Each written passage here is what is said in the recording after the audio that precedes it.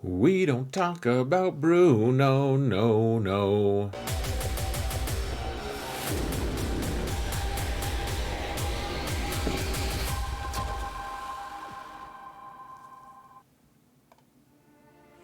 Hello everyone, and welcome to another episode of Xaereth Prevails, a Grand Arena story. Guys, we are in match 8 of the current GAC season, 5v5. We're 5 and 2. Can we get it to 6 and 2 is the question.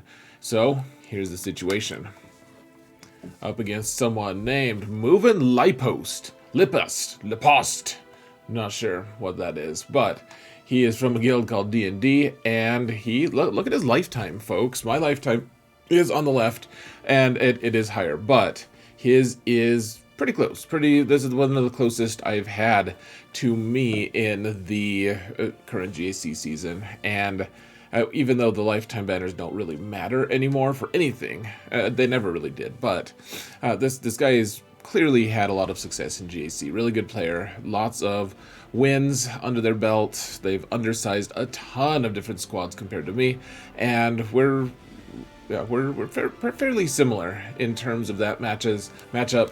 I do have the advantage in mods, though not an enormous advantage. It is substantial, but it isn't so big. I think the biggest thing is I do have 200 more relics than him. It's a fairly prodigious advantage, 33% more relic levels, and yeah. That does come into play here a little bit, at least. Here's my defenses. I didn't change anything from last time. I just let him ride after scouting my opponent. I thought that my current defenses would actually do just fine. And so here's what he ended up with. Apparently I took a screenshot at the wrong time. The bottom front zone, he's got that Lord Vader team with a Gear 12 Stormtrooper. He's also got a Maul team, which the Maul is like 360 speed. It's crazy. And Mandos in there as well. You also have a Night Sisters team and that Qui-Gon team with Jedi Knight Anakin. I haven't actually seen this version of Qui-Gon with Anakin yet on this account, and it is fairly rough because that Ki-Adi-Mundi makes them all really fast. Here is their top front. You can see the Jedi Training Rey team and the Rey team below it, and then a Nute team and General Grievous. So yeah, we're going to start taking them out, guys. We got to take that bottom zone out before we jump in. Just want to remind you that if you want to support the channel for free, all you've got to do is like, subscribe, and or comment on the channel. We're trying to mount the algorithm. Mount up, folks. We really appreciate all of your support so far. This channel's blowing up a little bit, and it's really appreciated. So let's keep the momentum going, though. I really appreciate it. Let's keep going. Thank you so much. Let's jump into the actual fights, shall we? If I can find the right button. Whoa, we're in the fight. Madness. Here we are, guys. We are into Lord Vader. We're doing this one more time here. We're gonna have Supreme Leader Kylo try to take down this Lord Vader team, and so I've sped this up because you guys have seen this from me a lot this season, and so what we're really trying to do, you'll see the franticness of my actions here, of my movements. We're just trying to hurry up and kill all the ads before then we have like, we want to have a minute or two to try to take down Lord Vader if possible. And so the Stormtrooper's only Gear 12, and this isn't an optimized team by any stretch. Lord Vader is good. He's Relic 7, though, and Stormtrooper doesn't actually add anything to his squad, really. I mean, he's a tank, sure, but at the same time, you just... he's still not going to do that much because Lord Vader's trying to pop his ult, and whenever he gets his ultimate, that's when things really start popping for him. So here I'm making a couple unoptimized plays, though. Well, actually, it's not too unoptimized. I'm trying to preserve my AoE, and so in this case, I guess it was a little bit. I mean, here's the thing: we want to do the AoE whenever whenever there's a chance that we can dispel all of our debuffs, that's what we really want to do. We want to keep Daka alive at all costs if possible. And so we do the AoE whenever we can, just to make sure that she doesn't have too many stacks of dots on her. And especially we're in our ult now, we have to just do the AoE as much as possible. And you can see some of my targeting is maybe unoptimized just because I'm trying to hustle. We've got 2.5 minutes left, a little bit less, but we've only killed one of the adds, and that was only the Gear 12 Stormtrooper. Now, even as I spoke, of course, we managed to kill 2 more, and there's sure we have 2 minutes left to kill this Lord Vader. And so we just need to keep going. We can't revive Hux. Hux is gone because he popped his ult, and then Hux died, unfortunately. Poor Blighter. That I can't feel sorry for that guy. I just can't. So what we need to do is find an opportunity to just take Lord. I mean, we need here. I popped my ult. We're getting close here. We just want to be able to, he's healing himself every time, and we can't crit him because his health is under 80%, and now he's just healed himself, so, do the AoE as much as we can, but, just to increase our mastery and everything. I want to be masterful, and we've only got 1 minute left, so we've already wasted a minute here, and probably should have just done the swipe here. Did the poke anyways. I think I was hoping to just kill him, and I did manage to take him out with an AoE. So, got 68 banners, and 68 looks good until you realize you get an extra 10 for your first fight, so we did drop 7. Now, here's a fight. I did a video on this, actually, on Bad Batch being worthwhile. So, you saw the Ki-Adi-Mundi went first, but then I was able to get the next turn with Echo. The tech was, you gained enough turn meter, I could stun everyone. Now watch Wrecker here. I'm clocked for him to go second, or third, because I want him to do the big AoE right now, and that if he actually procs this, he lands a 2-turn stun on everybody. And the only way this works is if you have Omega on the team, which it means Omega is fairly important here, because otherwise Jedi Knight Anakin, once you kill Qui-Gon Jinn, Anakin is going to immediately take a turn and kill the whole team. And so you need a 2-turn stun, because you can see Anakin already just now took a turn. So we did the AoE, we hurt, like everyone got hurt, and Qui-Gon and Ayla are both at 50%. So Anakin took a turn. He took one of his bonus turns. He's still stunned though, because it's a 2-turn stun. And so now we need to kill Qui-Gon before Anakin before Anakin gets another turn. So there we go. He took his turn, but he missed. But he couldn't do anything because he was stunned, and we got him.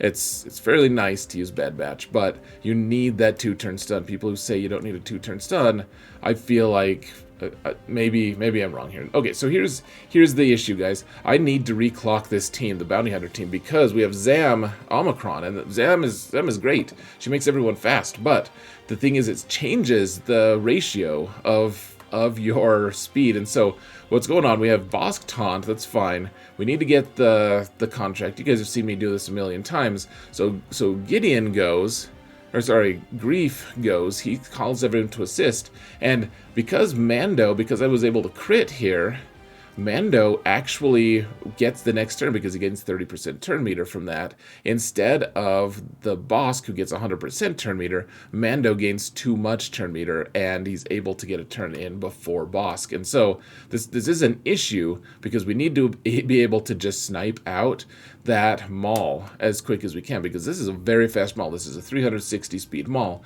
But instead we have Mando going, and so it's like, well, okay, so what do we do? Like, try to stun with Aurra, I guess. Try to stun Canderous if we can. And we got a daze on Canderous at least. And so this shifting taunt is brutal, man. It's super brutal. We can't.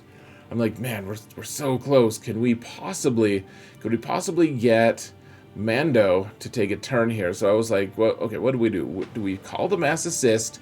And maybe Mando, if he gets the crit, he'll gain enough turn meter to actually go. It wasn't quite enough to get 100% turn meter. And it's like, oh my gosh, what do we do here? Look at all the turn meter. And Maul is going to go next, I think. But maybe Mando is. Mando looks... It's so close right now. And turns out Maul goes next. You guys, I'm going to take a drink. You guys can watch this. It's super fun. Oh, look at that. Zam gets a turn. Woo! So she can shoot the thermal. She gets another turn. No one else has a thermal. Well, no one else that she can target has the thermal, so yay for that. And now Maul's taking all of his turns, and... game over, right? I mean, if we let these guys have all their turn meter, it's going to be a big mess. So actually, gosh, did I not add... I think I did transitions on this video. Anyways, we're using Commander Luke here now, and so I was able to restart the fight without loading too much turn meter. So that was key, that we stole turn meter from Maul there by shifting stances with Luke. I normally don't like to do that, but we needed a target outside of the taunt, so I stole the turn meter from Maul, because remember, this is a very fast Maul, and now we're just trying to kill Maul. We're trying to kill Maul. Kill Maul. Anyways, so just keep going here, kill Jango the next time.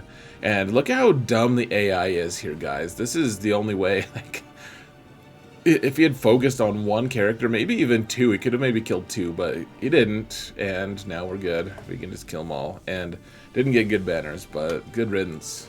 That was scary. That Maul was no joke, guys. 360 speed Maul is scary. So now we're going to use Mothra against, this isn't an optimized bounty, or Night Sisters team, and this is one of the differences, one of the changes that has happened a lot. Now that we're in this new era of GAC, we're going to start seeing a lot of these weird mismatches where people's playing skill, playing ability is going to rise to the surface, and they're going to use they need fewer relics to be able to win. But it's also really nice when you face a team, you're like, man, I'm used to Relic 7, and instead you have some like Gear 12 mixed in. So, I mean, it'll work for them to a degree, but eventually that weight of relics is really going to make a difference. And so, I mean, you guys have seen this before. I'm trying to kill all these guys, and here's the thing. That I could have just killed Spirit here. There's no purpose of me killing Zombie, except I've never, after Kyle Katarn actually gets his Jedi ability, I've never been able to actually get him to take a turn. So I just killed Zombie until I could take a turn, just because I wanted to see his cool little flip move, which I realize you don't need to do that, really, but you know, that wasn't a necessary thing to be able to see the move itself, the animation, but I wanted to see the damage and, you know, slow motion and do all that, play with my food, whatever, but get the 65 banners, and we can see what's in that back zone. Now, I know I said I was going to use Biston there, but I didn't like Biston against Asajj. That's why, because she was going to get a turn and dispel Biston. So, in the back, no Galactic Legends, only 2 Galactic Legends, so up top we got to take the second one out, and so we're linking Rey, and here's the biggest thing. My armor was fast enough to naturally go faster than the rest of their team, which is necessary, because you can see how armor died. Otherwise, we would have needed to add a tank to this as well, and so we didn't need a tank, obviously. We managed just fine because armor was fast enough. So this Rey was a strange one. It's a speed modded Rey, which, in my opinion, is like almost, so I'm trying to think of a metaphor for how worthless it is. It's just totally worthless. You know, it's like a dog with 2 tails or something. Like, why do you need 2 tails? I mean, it might be charming, frankly. You guys can let me know in the comments. I would love to know. Actually, I don't care what you think about dogs with 2 tails. This is a weird line of discussion. So, anyways, we fried Finn. And now I did link someone that wasn't Rey there, just because I was like, you know what, let's kill 2 guys, and then we can relink at the very end. We can link Rey and Holdo, and once we do that, then we can maybe we can just take Rey out. And remember, my Sith Eternal has what, 200-ish 200k-ish health before all the different bonuses from Galactic Legend and everything. We're trying to take out Rey here. I don't really care about getting the big ultimate fireball thing. What I want to do is maximize those banners from protection, and so that's what we're doing. And of course Holdo said, the joke's on you, because I have healing or damage immunity, and Sith Eternal's like, no, the joke's on you because you suck and you have weird hair. So now we have Geos, and I mean, this is sinking pretty low when I have to use Geos, but I mean, I already failed one of my attacks, and that's you know, we wasted bounty hunters, which sucks. Don't love that, but we need to take out this team. This isn't an optimized. This is what I'm talking about. Like, it's not an optimized team because my opponent he does have lower GP than me. He has good mods and everything, but like this is a tricky situation. Well, it's not tricky. Like, this is a bad team basically. So save the big hit from Spy, kill Biggs because Biggs can get into a really weird turn meter loop with your brute, and it can kill your whole team. Actually, it's not great. So managed to kill this team, and it wasn't too hard.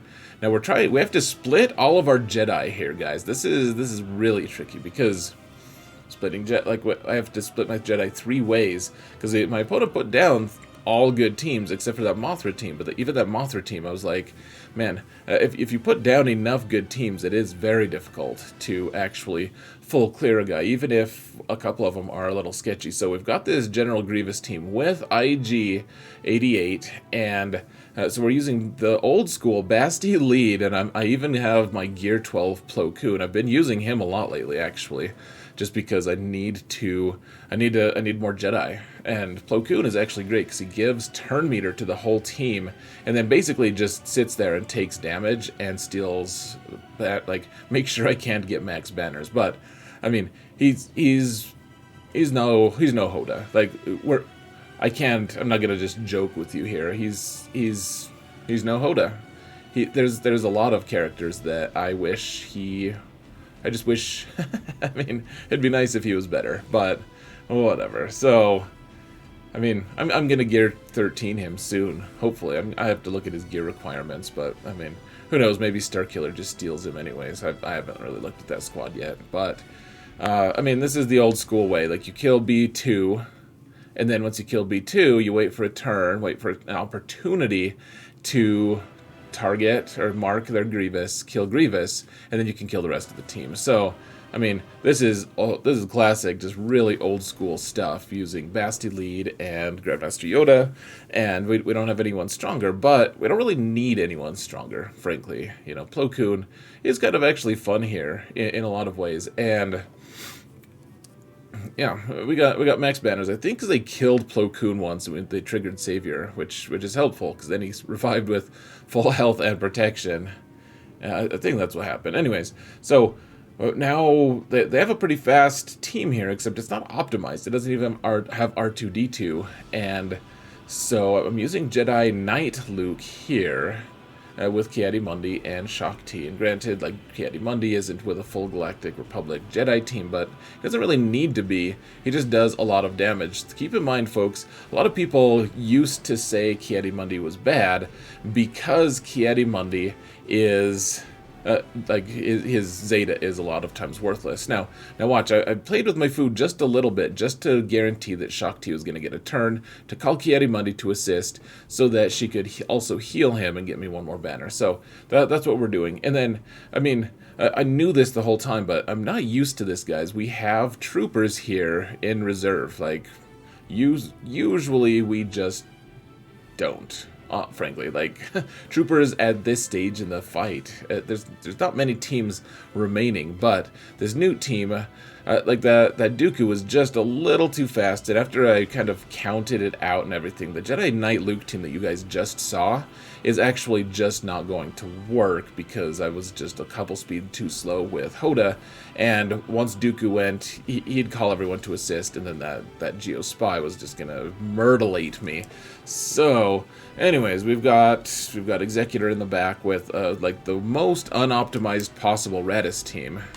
And now we have Bad Batch with Nest here, and this kind of freaked me out. Look at all the garbage Jedi I have. I have gear 12 Kanan, and once again we're playing whack-a-mole with Ayla, just trying to get stuns on everyone. I mean, I wanted to take out that Echo right away, and the nice thing is we did land ability block, and I wanted to keep Old Ben in reserve as well, just to get ability block out on the people that I missed with Jedi Master Luke.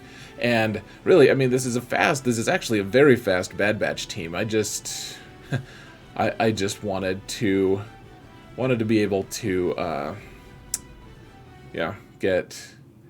wanted to get the job done. Garrett, like, yeah, it's a bad Jedi team, a fast Bad Batch team, but I forget my train of thought. I apologize, folks. It's been a long day, but this Bad Batch team is good enough, but Jedi Master Luke has so much turn meter manipulation that even with bad characters, like Ayla and Whack-A-Mole is really good, especially when you have Old Ben to kind of make all of the turn meter reduction and ability block redundant.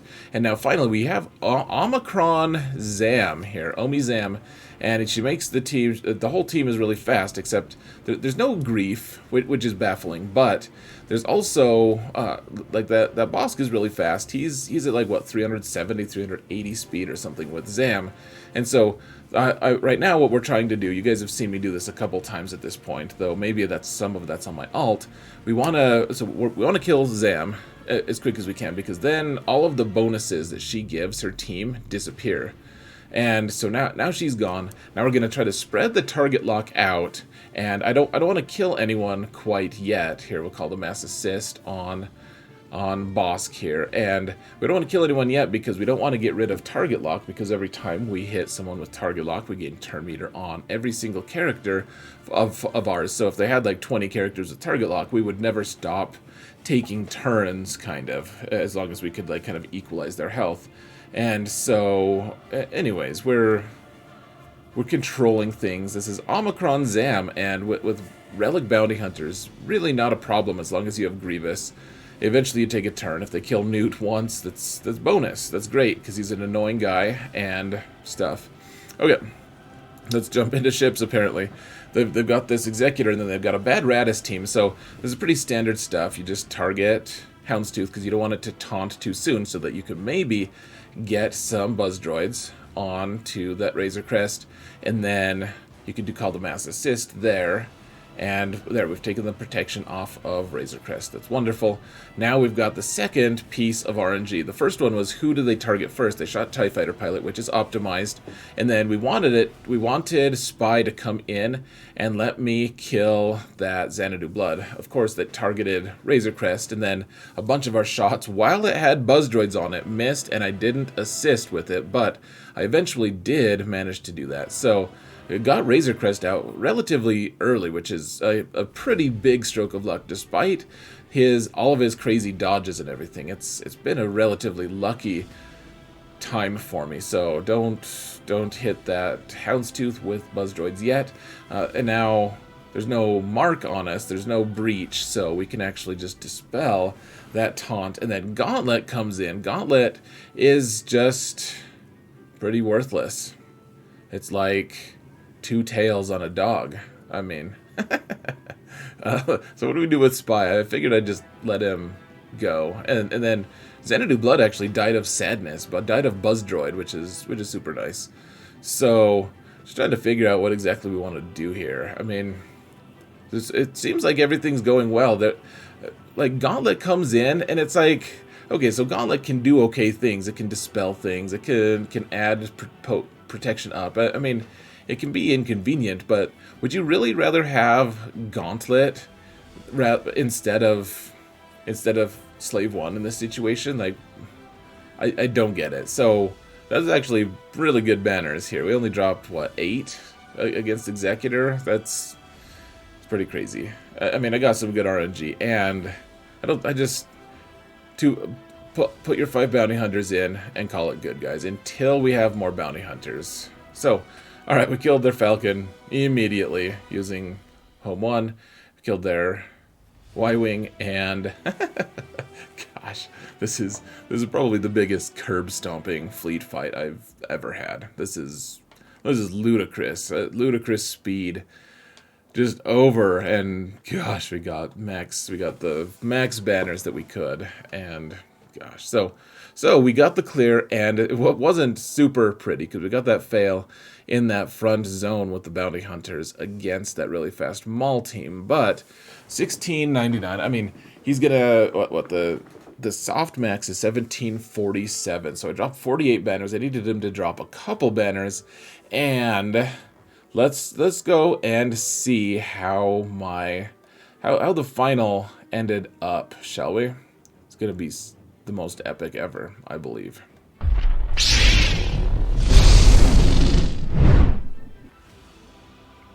Totally tricked you guys. He didn't actually even attack once. He didn't try to attack. I don't know what the deal was. I had really good defenses down, and I wanted to see if he could crack them. I didn't think he could, because he only had 4 Galactic Legends, and I mean, he had General Skywalker and Darth Revan, I guess, but I think my defenses would have been fine with General Skywalker on defense, along with 3 Galactic Legends and a bunch of pretty decent, confusing other teams. You know, and Bando, there's a lot of good teams on defense, and I didn't think he had I didn't think he had the goods, folks, but we will never know now, because he didn't attack, unfortunately. I mean, it was New Year's, so I guess we can give him a little bit of credit. Cut him some slack, do something like that. But I wanted to see. I don't know why he didn't attack. He's not a guy who would not attack, I feel like. So, I mean, it's probably the holiday. That's fine. So final thoughts, folks. Super fast Maul teams are great on defense. Really strong. I was pretty worried. I'm gonna have to try that at some point. That was sneaky and impressive. Splitting Jedi teams is becoming important. I mentioned that. I'm gonna need more Relic Jedi, and Plo Koon and Ezra seem to be the characters that I want to target for that. That's what I want. Maybe I'll put a video out of the various the hierarchy of Jedi. Like, where should we start gearing them and stuff, because they are important, and they're in demand right now. There's a lot of great Jedi leaders. Finally, so don't forget to attack. This guy didn't even get rewards at all. Like, he placed his defenses, but he needed to attack once to even get rewards. So he didn't get rewards for this round. Unfortunately for him, I wouldn't have wished that on him. Wishing a loss? Absolutely. Wishing no rewards? No, I want everyone to get rewards. So, sorry about that. And then the one that I don't have on here, which is actually really important though, guys, is if you get the Omicron for Zam, that's wonderful, but make sure you do the math and make sure that your bounty hunters are actually not too, like, you want your Mando, and my Mando's fast because I wanted them to be able to counter General Skywalker. The problem being is that it doesn't really work that way anymore, because now he's too fast, and he overcompensated. He overshot the 100% turn meter gain Bossk got, and he got 30% turn meter gain. Bossk got 15% turn meter gain, and Mando still got the turn before Bossk, and that is a hugely problematic situation. I need to slow down my Mando a little bit because of Zam, because of the added speeds. The ratios have shifted. So that being said, folks, I think I'm going to call it good. Thank you all so much for watching. Stay tuned for the finals. We're going to be doing it live on Sunday at 9 p.m. on Twitch. You guys can find the link in the video description if you want to watch me on Twitch. Would love to have you there, guys. Thank you all so much for watching, and remember that in all things, Xaereth prevails. Especially when your opponents don't attack. Silly opponents.